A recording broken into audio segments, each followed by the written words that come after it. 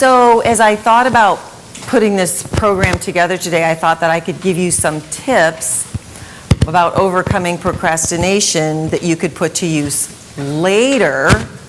But then I thought, well, that seems kind of silly. Maybe we just ought to do this right now, use some of this right now. So would you say that you have some friends in this room? I mean, maybe not people that you would borrow their toothbrush or bail you out of jail, but would you say that you have some trusted colleagues in this room? Yes, absolutely. That you could feel comfortable sharing some maybe unflattering things about yourself with? Yeah? Okay, good.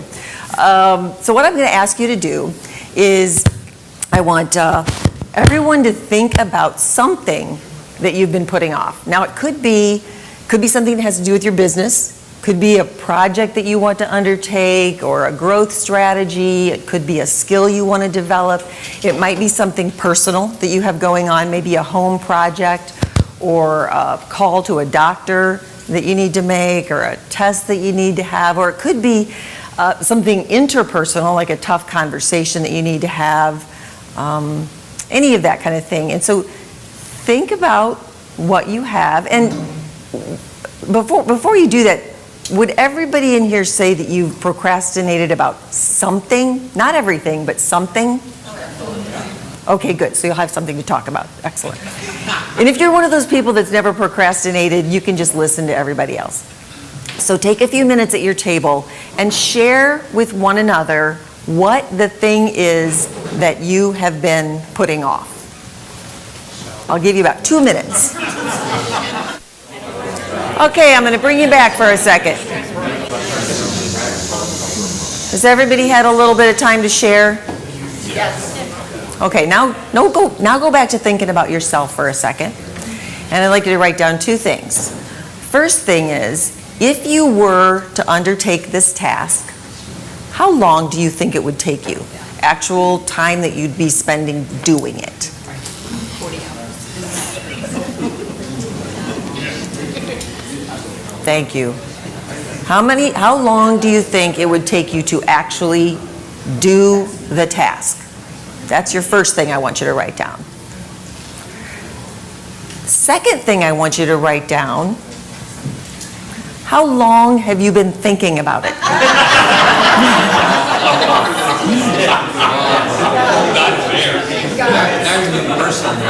I know.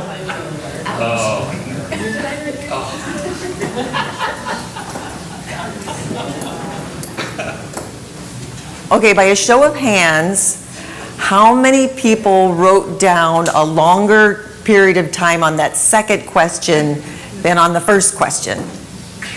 Thinking about it longer than it would actually take you to do it. So, little audience participation. Is anybody willing to talk about what their thing is and how long it would take and how long you've been thinking about it? Anybody? Bueller? We're all friends here. Yes. You might need a microphone, so wait just 1 second while one gets to you. So, I don't know if is it on.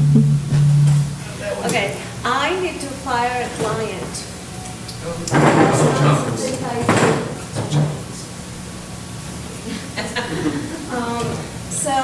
I have been thinking about it for months, and the situation is getting worse and worse.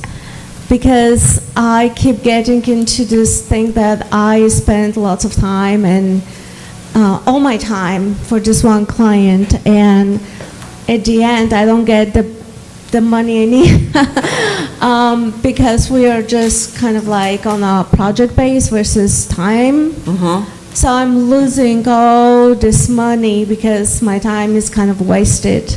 Mm-hmm. So I have been thinking about firing this client and thinking about composing an email, but it's something I don't do every day, and I'm kind of like uncomfortable and don't know how to do it tactfully so I don't ruin the relationship, but refer him to somebody else. Okay. So I have been thinking for 2 months. It's going to take me 10 minutes to write an email. And I'm doing it today. Hey, just meeting. I am done here. Anybody else? Anybody else want to talk about the thing that they've been putting off for a while? Kathy? So the irony here is that I've been thinking about writing a book. No. You do know what she does for a living, right? Yeah. She helps people who want to write books. I have all the notes, I have all the chapters. I've just not put it back together, you know. Good news is I take care of my clients first. Bad news is the old habit of taking care of my clients first. So I give it, it's only probably going to take me 4 to 8 weeks if I, you know, each day do something towards getting this completed.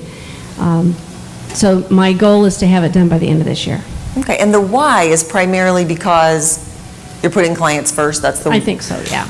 Yeah. More than distaste for the work. No, the content is there. I kind of know how to do it. It's just a matter of stopping and doing it. Right. So it's been on your mind for a while. How long? 5 or so years. Hey, it took me 11, so high five to you. Anybody else? Bill? For the, wait for the mic. Thank you. So for anybody here who's thinking about decluttering as on your list, and I would suspect that there's more than just the 2 people at this table that we're thinking, if we one table, you know, there's probably some more here.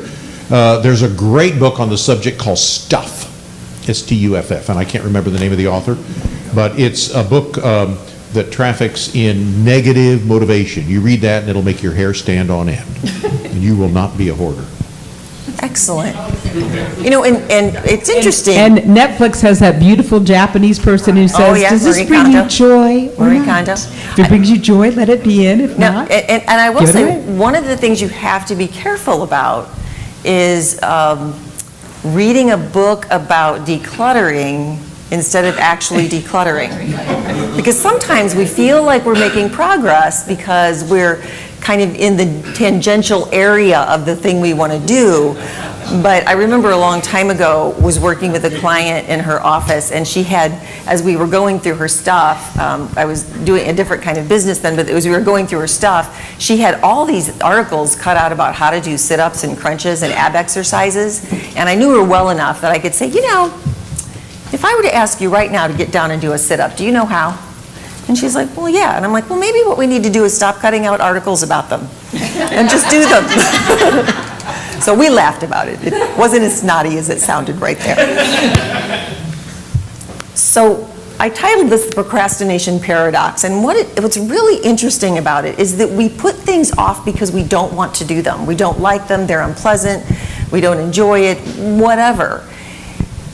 But if it took you an hour to do the task and you thought about it for 3 months, you've just expanded the amount of brain space it's taking by this crazy exponential amount of time. It's not as though it's actually making you feel any better to not do it. You don't like doing it, but not doing it doesn't make you feel any better. And I think in a lot of instances, procrastination is a head game. You have to convince yourself that, yeah, I don't like this. There's a lot of things we don't like doing. I mean, who enjoyed their last night before a colonoscopy? I don't think so. But you know, you got to do it and you get it over with. And I mean, you can dread it, you can think about it and dread it for a month, or you can just kind of do it and get it over with. I never used to tell my son that he was going in for a shot, because he could either dread it for the 5 seconds when they brought out the needle, or he could dread it for a week. What's the point? So putting yourself in that space where you think about, how long do I really want to think about this? Or do I just want to dive in and do it?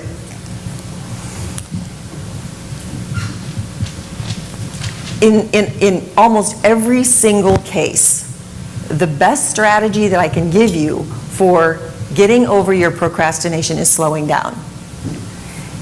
Because we procrastinate because we're moving really quickly, and we look at this thing that we don't really want to do, and instantly, it's sort of like that fight or flight thing, the lizard brain, the amygdala kicks in, and it's like, okay, I'm going to figure out something I could do other than this. And we move forward because we're moving so fast. I have something I created called the 7-second syndrome, and it's 7 seconds where you can talk yourself out of anything. It's when you wake up in the morning and your alarm goes off because you were going to go for a walk or you were going to go work out, and you lay in bed for just a few seconds and figure out all the reasons why you shouldn't have to do that today, and then you don't. Oh, I can work out after work, or I'll do it tomorrow. So don't let yourself get caught in those 7 seconds of changing your mind. Dive into it and think back to the clear-headed time that you made the decision to do it and plow forward. Now, there's a lot of other ways that you can overcome procrastination, and I have one more suggestion for how you might be able to do that, and I would highly suggest that you do not delay even one day, and that's buying this book. Just kidding. There's a whole chapter on procrastination. But seriously, I wanted you to think about the very thing that you want, that you thought of today, and what are you going to do today to move forward? Don't think about what you're going to do tomorrow. There's a little bit of time left in today after you leave. What are you going to do, and what is the first step that you're going to take, and what time are you going to take it, and write it down and get it done? Because what you'll find is it's not nearly as bad as you thought it was going to be, and then you can get it out of your brain. Do I have time for questions? Yeah, 5 minutes. 5 minutes for questions, if there are any. Dale. Microphone. Not a question, but I'll share what works for me. The things that I really don't like to do go to the top of the list for the day. And so when I get through them, and they are, as you pointed out, I get through them a lot more quickly than I anticipated, then I've got the rest of the day to do what I really enjoy. And so I can reward myself for having done the things that I really didn't want to do. Yep.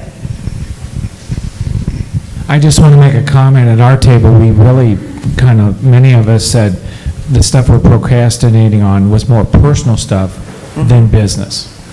So. And I think that's a good point. And one of the things to think about, too, if it's a personal thing, and it kind of goes back to those doctor's appointments, don't think about how long the actual appointment is going to take you or the procedure. Think about how long it's going to take you to call and make the appointment.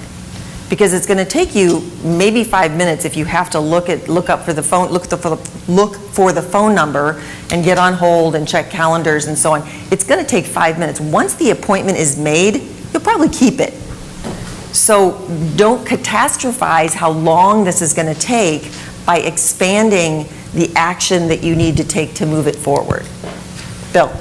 Mary, is it, in your view, is it an acceptable answer to say, originally I thought this was important, but it's not important anymore, and then take it off of your mind and just decide you're not going to act on it? Is that an option? Absolutely, and that's a really good distinction in terms of what's not procrastination. We're a people of ideas, especially in this room, because we're all in here for business development and professional development, and we come up with ideas, and so we come up with a lot of them, and we're never going to be able to execute all of them. So when you look at something and you say, you know what, this is never going to make it to the top of my list. It seemed like a good idea at the time. It's no longer procrastination. It's making a decision based on new information. So yes, definitely deciding not to do something is okay, and that's a good feeling too. No. This isn't really a question, more an observation. For those of us who have faced a major health scare, when you said slow down, when you're forced to slow down for an extended period of time, the hardest thing to do is to go back to slowing down. Oh, interesting. Interesting. Josh, did you have one, or were you scratching your head? How do you balance the opposite of procrastination? The people who are ready, fire, aim, that just are always in action, they don't procrastinate anything, and you need to slow down. Like, what, do you see that at all? I do, and I think people get addicted to the speed. it feels really productive. It actually feels kind of important to be very busy, and it's shifting that mindset a little bit. And because we can't do everything, we have to be more mindful about what is actually getting the minutes that we have every day. So just by doing the thing that comes top of mind and seems most exciting and diving into it, ultimately may not be the most productive way to use your time. I mean, there may be just idea people that they can push all the execution off to other people and get that done. But again, I think it really depends on on slowing down. And it is so hard to do in this age of constant speed and constant input. It is a skill that we have to develop, because when we slow down, we're knowledge workers. A lot of us, what we're getting paid for is how our brains work, the solutions that we can come up with for our clients. And we cannot come up with the best solutions when we are just speeding through our to-do lists and speeding through not making mindful decisions about what we do with our time. Any more? Will has one, and then there's 1 minute, and there we go. So as a person who gets work done through other people, what tips do you have for managing other people who tend to procrastinate? Sounds like he's been putting that off. Yeah, sounds like having that conversation. I would have a candid conversation with that person or persons and ask them what is standing in the way of them moving forward. I mean, maybe they hate that work, maybe they don't know how, maybe they're overwhelmed. There's a lot of reasons why, legitimate reasons why people could be procrastinating, and understanding what those are important in order to come up with the right solution. Because if it's a training issue, or if it's an amount of time issue, or if it's a catastrophizing an issue, those can all be overcome, but you have to know what it is. And many times it's not that people are doing that just to be difficult. There's some reasons inside there that just need to be tapped. Thank you all very much.